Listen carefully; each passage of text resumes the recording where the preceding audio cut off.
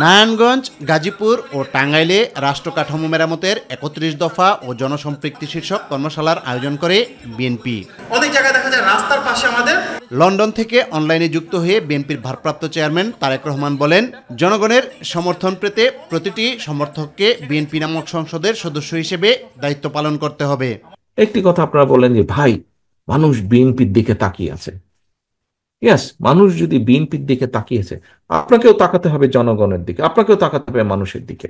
অর্থাৎ এই জন্য তাকাতে হবে, তার কথা আপনাকে চিন্তা করতে হবে। আমি যদি বলি বিএনপি নামক যে সংসদ, সেই সংসদের সদস্য আপনারা, বিএনপি নামক সংসদের যদি মেম্বার হন আপনারা, আপনাদের দায়িত্ব আছে এবং দায়িত্ব কিন্তু গুরুত্বপূর্ণ দায়িত্ব। তিনি বলেন, স্বৈরাচার ও ফ্যাসিবাদের জবাব তাদের মতো করে না দিয়ে ৩১ দফা বাস্তবায়নের মাধ্যমে দিতে হবে। কেন আপনারা এমন কাউকে সুযোগ দিবেন যে নিজের স্বার্থ হাসিলের জন্য আপনার এই কষ্টে পানি ঢেলে দিবে? কেন সেই সুযোগ আপনি দিবেন? এই ৩১ দফাকে আমাদেরকে ছড়িয়ে দিতে হবে প্রত্যন্ত অঞ্চলের মানুষের কাছে। তাদেরকে বলতে হবে, ভাই আমি এই করতে চাই, আমাকে তুমি সুযোগ দাও। আমার সাথে অন্যায় হয়েছে, অবিচার হয়েছে, আমার পরিবারের সাথে হয়েছে, আমার বাবাকে হত্যা করা হয়েছে, আমার মায়ের সাথে অন্যায় করা হয়েছে, তাকে অত্যাচার করা হয়েছে, আমার ভাই মৃত্যুবরণ করেছে এই অত্যাচারের কারণে। আমাদের বহু নেতাকর্মী, বাবা মারা গিয়েছে, মা মারা গিয়েছে, স্বজন মারা গিয়েছে, হাত করা অবস্থায় তাকে জানাজা পড়তে বাধ্য করেছে। এখন আমরা যদি এই সকল অন্যায়ের, অবিচার, অত্যাচারের জবাব দিতে চাই, যদি জবাব দিতে হয়, তাহলে তারা যা করেছে সেভাবে করলে জবাব দেওয়া হবে না, তাহলে তাদের আর আমাদের মধ্যে কোনো পার্থক্য থাকলো না। সে অধম বলে কি আমরাও অধম হব নাকি?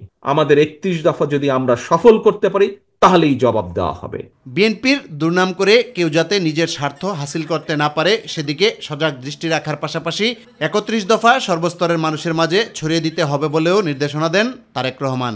ফ্যাসিস্ট বলি, স্বৈরাচার বলি, দুর্নীতিবাজ বলি, যাই বলি না কেন, নিজেদের স্বার্থ হাসিলের জন্য, নিজেদের আখের গোছানোর জন্য, ভিন দেশে যে তাদের প্রভু, তাদেরকে খুশি করার জন্য যেভাবেই বলি না কেন, দেশটাকে সম্পূর্ণ ধ্বংস করে দিয়ে গিয়েছে। জনগণের সমর্থন পেতে তাদের মতামতকে প্রাধান্য দেওয়ার আহ্বান জানান বিএনপির ভারপ্রাপ্ত চেয়ারম্যান।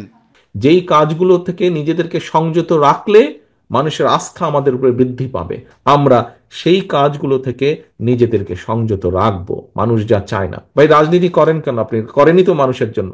ইউসুফ আলী, মাই টিভি, ঢাকা। কেন আপনি করবেন যেখানে আপনার